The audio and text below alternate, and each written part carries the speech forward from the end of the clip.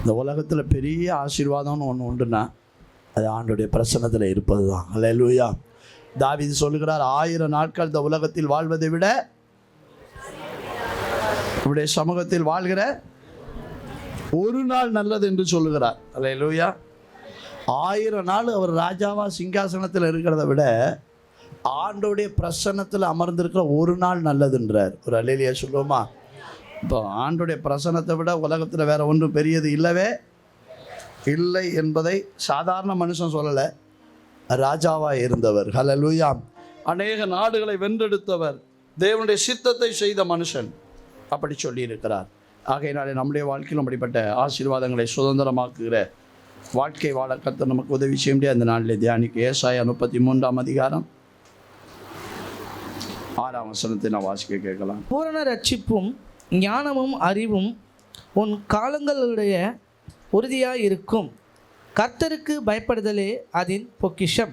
பூரண ரட்சிப்பும் ஞானமும் அறிவும் உன் காலங்களுடைய உறுதியாக இருக்கும், கர்த்தருக்கு பயப்படுதலே அதன் பொக்கிஷம்.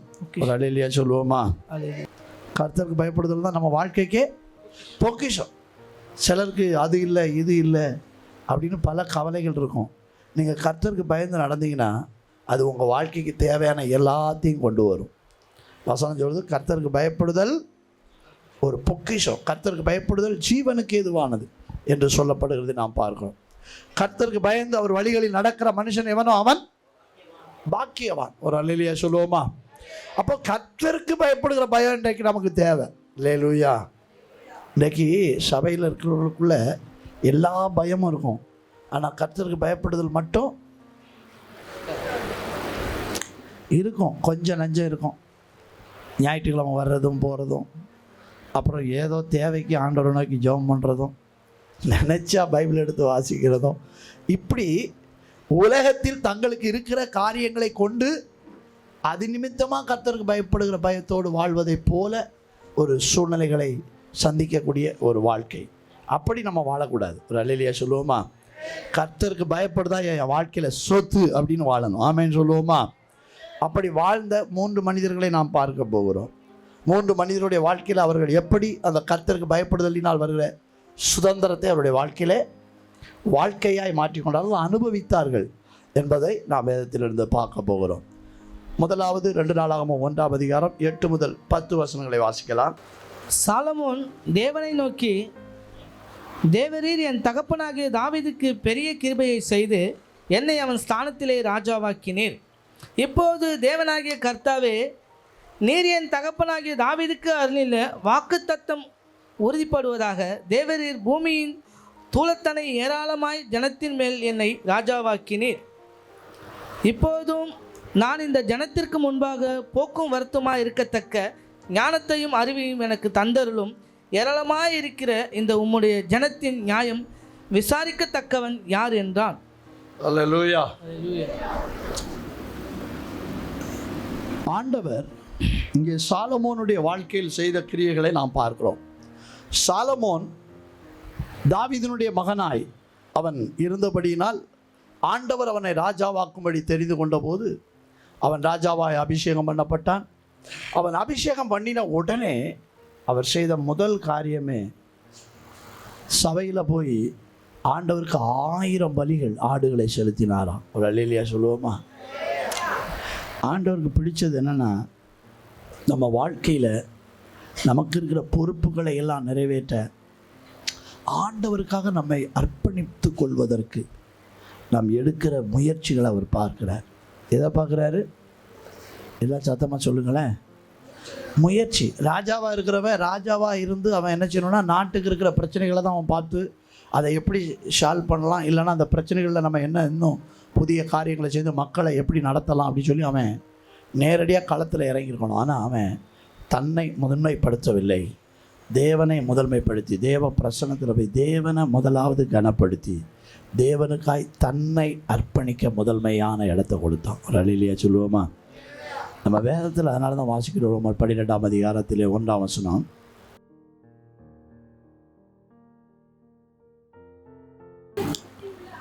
இதுவே நீங்கள் செய்யத்தக்க புத்தியுள்ள ஆராதனை. அப்போ புத்தி இல்லாத ஆராதனை என்ன ஆராதனை?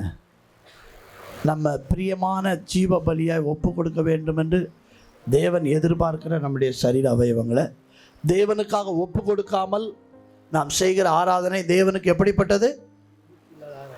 புத்தி இல்லாத ஆராதனை. அப்போ நீங்கள் நல்லா கவனிக்கணும், ஒவ்வொரு நாளும் நம்முடைய சரீரம் தேவனுக்கு பிரியமான பலியாய் தேவனுடைய பிரசன்னத்தில் அர்ப்பணிக்கப்படணும். ஆமென். ஆமாம், அன்றைக்கு சாலமோனை பார்த்து ஆண்டவர் கேட்குறார், அவன் 1000 பலிகளை தேவனுக்கு செலுத்தி தன் சரீரத்தில் தேவனை மகிமைப்படுத்த வாழ ஒப்பு கொடுத்த உடனே ஆண்டவர் கேட்குறாரு, உனக்கு என்ன விருப்பம்?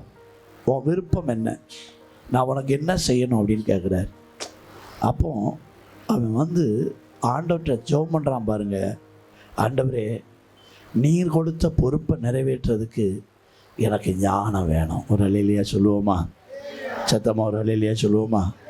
அது எதை வெளிப்படுத்துகிறா? தேவன் தந்தை பொறுப்பை நிறைவேற்றுவதற்கு தன் வாழ்க்கையை அர்ப்பணித்து வாழ தீர்மானித்தான் சாலமோன். அல்லேலூயா. இன்றைக்கு நம்முடைய வாழ்க்கையில் எல்லாருக்குள்ளேயும் ஒரு தீர்மானம் வரணும். என்னென்னா, தேவன் என் வாழ்க்கையில் எனக்குள்ளே வைத்த பொறுப்புகள், அவர் நாம மகிமைக்காக கொடுத்த பொறுப்பை நான் நிறைவேற்றுவதற்கு எனக்கு ஞானம் தேவை. அல்லேலூயா. சத்தமா அல்லேலூயா சொல்லுவோம். சத்தமா அல்லேலூயா சொல்லுவோம்.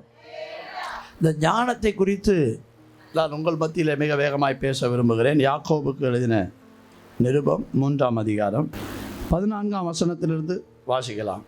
அவர் சொல்லுகிறார், உங்கள் இருதயத்திலே கசப்பான வைராக்கியத்தையும் வைத்தீர்களானால் நீங்கள் பெருமை பாராட்டுதருங்கள், சத்தியத்துக்கு விரோதமாய் பொய் சொல்லாமலும் இருங்கள்.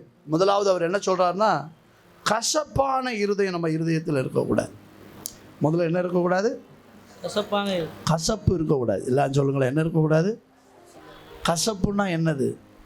மற்றவர்களை குறித்த வைராக்கியம். நான் இவர்கள்ட்ட பேச மாட்டேன், இவர்கள்ட்ட நான் பார்க்க மாட்டேன், இவர்கள்ட்ட நான் பழக மாட்டேன், இவர்கள் எனக்கு விரோதி அப்படின்னு யாரையுமே நம்ம என்ன செய்யக்கூடாதான்? கசந்து கொள்ளக்கூடாது. எல்லாரும் சொல்லுங்களேன், என்ன செய்யக்கூடாது? சிலர் இந்த கசப்பையே எப்படி நினைக்கிறாங்க? பெருமையாக நினைக்கிறாங்க. எப்படி நினைக்கிறாங்க? பெருமை. நான்லாம் அவங்க வீட்டு பக்கமே போகவே மாட்டோம்ல, அது ஒரு பெருமை.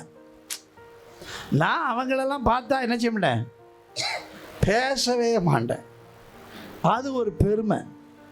இந்த பெருமையின் ஆவி, இந்த கசப்பின் ஆவி, இது எங்கிருந்து வருகிறது என்றால் உலகத்தின் அதிபதியாகிய பிசாசினிடத்திலிருந்து வருகிறது.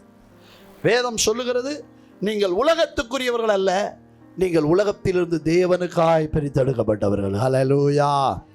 அப்போ உங்களுக்குள்ளே எனக்குள்ளே என்ன வரக்கூடாது?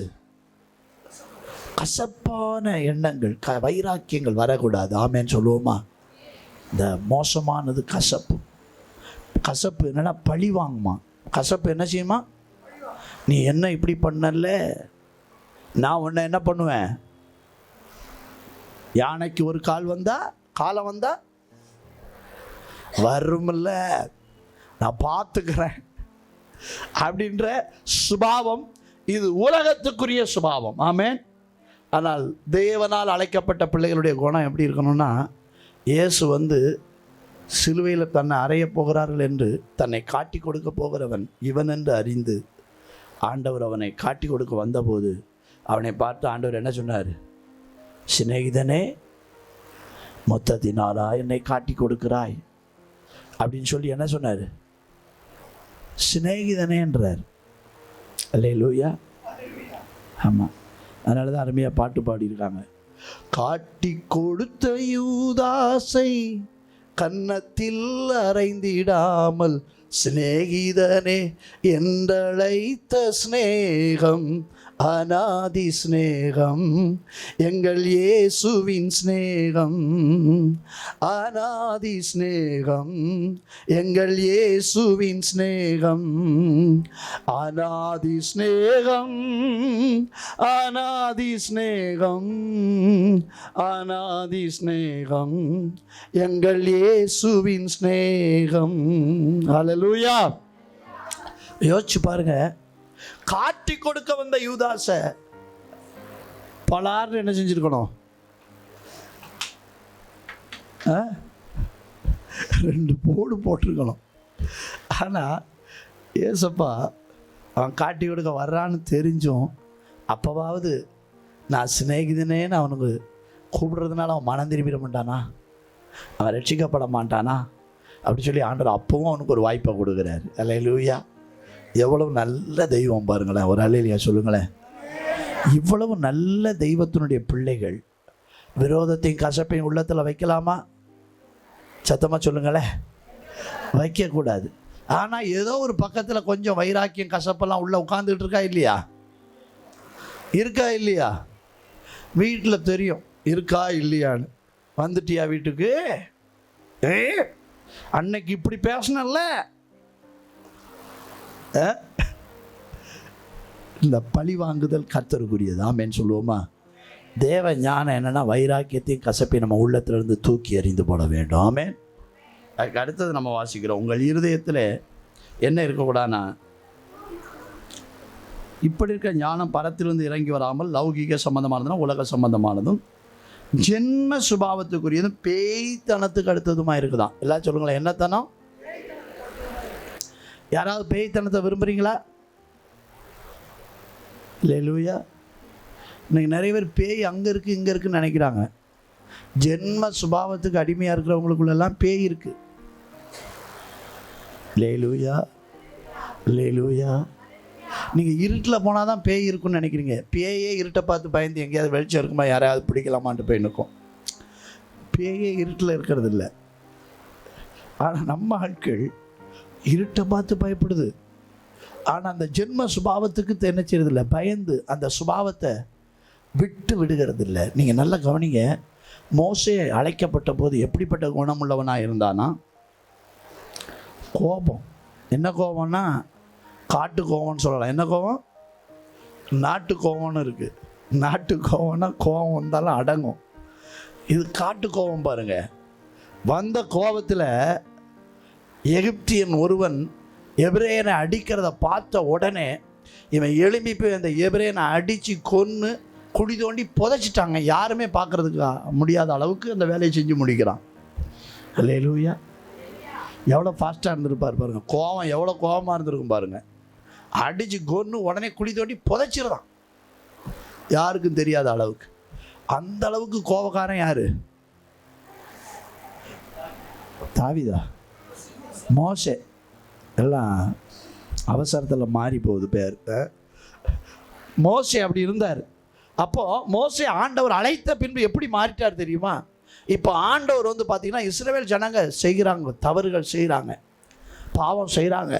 அதை பார்த்த உடனே ஆண்டவரே டென்ஷன் ஆகிட்டார். ஆண்டவர் என்ன ஆகிட்டார்? சத்தமாக சொல்லுங்கள். நம்ம மட்டும் டென்ஷன் ஆகுறது இல்லை, அவரும் டென்ஷன் ஆவார். அல்லேலூயா. அவருக்கு கடுமையான கோபம் வந்துட்டு, கோபம் வந்தோடனே அவர் சொல்கிறாரு, அப்பா மோசே என்னை விடு, இந்த இஸ்ரவேல் அனைத்து ஜனங்களையும் நான் என்ன செய்ய போகிறேன்? கொல்ல போகிறப்பா, அழிக்க போகிறப்பா. மோசே பார்க்குறான் அதிர்ச்சியோட. ஐயா டா டா டா டா, நம்ம தான் கொலைகாரன் பார்த்தா இவர் அதுக்கு மேலே பெரிய ஆளாக இருப்பார். இவர் அநேகரை கொல்றதுக்கு ரெடியாக இருக்கிறாரு. மோசையை பாருங்கள், உடனே ஆண்டவர்கிட்ட அவன் ஜெபம் பண்ணுறான். ஆண்டவரே இந்த ஜனங்களை கொண்டு போடாதீரும் அப்படின்றான். இந்த ஜனங்களை கொண்டு போடாதீரும், இந்த ஜனங்களை மன்னியும் அப்படின்றான். ஒரு அல்லேலூயா சொல்லுங்களேன். கொலைகாரனாக இருந்தவன் இப்போ ஆண்டவர்கிட்ட வந்த உடனே சாந்த குணமுள்ள மனுஷனாக மாறிட்டான். அல்லேலூயா. ஆண்டவரே டென்ஷனாகி எல்லாரையும் அழிக்க நின்னாலும் அழிக்காதையும் தடுக்கிற மனுஷனாக மாறிட்டான். ஒரு அல்லேலூயா சொல்லுங்களேன். அப்படியே தலைகீழ லைஃப் மாறிச்சு. ஆமேன்னு சொல்லுவோமா? சத்தமாக ஒரு அல்லேலூயா சொல்லுவோம். நம்ம சுபாவம்லாம் மாறணும். எல்லாம் சொல்லுங்களேன். நம்ம சுபாவம்லாம் என்ன செய்யணும்? பக்கத்தில் இருக்கிறவங்க பார்த்து சொல்லுங்கள், நம்ம சுபாவம் அனுதினமும் மாறணும்னு சொல்லுங்கள் பார்க்கலாம். நம்ம சுபாவம் அனுதினமும் மாறணும். ஆமேன்னு சொல்லுவோமா? என்றைக்கோ ஒரு நாள் நான் கோவப்பட்டதை நிப்பாட்டினேன், இன்னைக்கு கோவப்பட்டுட்டு அன்னைக்கு கோவப்படாமல் இருந்த நினச்சி சந்தோஷப்பட்டுட்டு இருக்கக்கூடாது. அல்லேலூயா. ஒவ்வொரு நாளும் நம்முடைய கெட்ட குணங்கள், ஆமேன்னு சொல்லுங்களேன், பாவ குணங்கள் நமக்குள்ளே இருந்து எழும்பும். நம்ம சாகிற வரையிலும் அந்த மாம்ச சரீரத்தில் அந்த ஜென்ம சுபாவம், அதான் ஜென்ம சுபாவம்னா சரீர சுபாவம், பிறப்பினால் உண்டான சுபாவம் நமக்குள்ளே தான் இருக்கும்.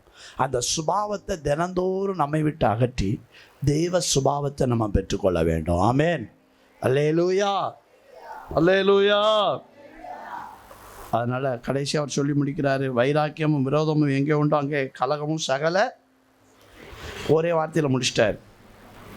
வைராக்கியம் விரோதம் இதெல்லாம் எங்கெல்லாம் இருக்குதோ அங்கே கலகமும் சகல துர்ச்சைகளும் உண்டு. இப்போ நம்ம என்ன செய்ய போகிறோம்னா, பரலோகத்திலிருந்து வருகிற ஞானம் எப்படிப்பட்டதாக இருக்கிறது என்பதை அடுத்த நம்ம பார்க்க போகிறோம். பரலோகத்திலிருந்து வருகிற ஞானத்தை குறித்து சொல்லுகிறது. பரத்திலிருந்து வருகிற ஞானமோ முதலாவது சுத்தம் உள்ளதாயும், முதலாவது எல்லாம் சொல்லுங்களேன், என்ன உள்ளது? சுத்தம்.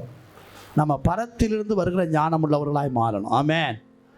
சுத்தம் உள்ளவர்களாய் மாற வேண்டும். தானியேல் 12:2 நீங்கள் இந்த பிரபஞ்சத்துக்கு ஒத்த வேஷம் தெரியாமல் தேவனுடைய நன்மையும் பிரியமும் பரிபூர்ணமான சித்தம் என்னதென்று பகுத்தறியத்தக்கதாக உங்கள் மனம் புதிதாகிறதுனாலே மறுரூபமாகுங்கள். கர்த்தருக்கு பிரியமானது இன்னதென்று செய்வதற்கான சிந்தனை நமக்கு அவசியம்.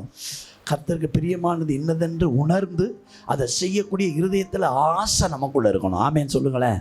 கர்த்தருக்கு பிரியமில்லாத ஏதா இருந்தாலும் அது என் வாழ்க்கையில் இருக்க நான் இடம் கொடுக்க மாட்டேன் என்ற ஒரு வைராக்கியம் உங்களுக்கும் எனக்கும் தேவை. ஆமேன்.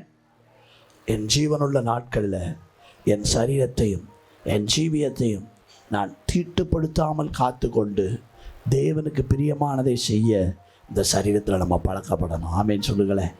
ஒவ்வொரு நாள் இந்த கையில் தேவனுக்கு பிரியமானதை செய்யணும். ஆமேன். ஒவ்வொரு நாள் நம்ம தேவனுக்கு பிரியமானதை கண்களில் பார்க்கணும். ஒவ்வொரு நாள் தேவனுக்கு பிரியமானதை நம்ம சிந்திக்கணும். ஆமேன். தேவனுக்கு பிரியமானதை விரும்பணும். அதற்காக நம்ம கால்கள் ஓடணும். ஆமேன்னு சொல்லுங்களேன். தேவனுக்கு பிரியமானதை இந்த வாழ்க்கையில் வாழ்ந்து தேவனை உயர்த்துவதற்கு, தேவனை மகிமைப்படுத்துவதற்கு இந்த காலையில் நீங்களும் நாமும் சேர்ந்து நம்மை அர்ப்பணிக்க ஆண்டவர் எதிர்பார்க்கிறார். ஆமென். ஆண்டவர் நம்முடைய செயல்கள் ஒவ்வொன்றையும் பார்க்கும்போது தேவன் மகிமைப்படணும் என்ற ஒரு பயபக்தியோடு செய்யணும். ஆமேன்னு சொல்லுவோமா? உங்களை பார்த்தா இவங்க ஏசப்பா பிள்ளைன்னு சொல்லணும். ஆமேன்.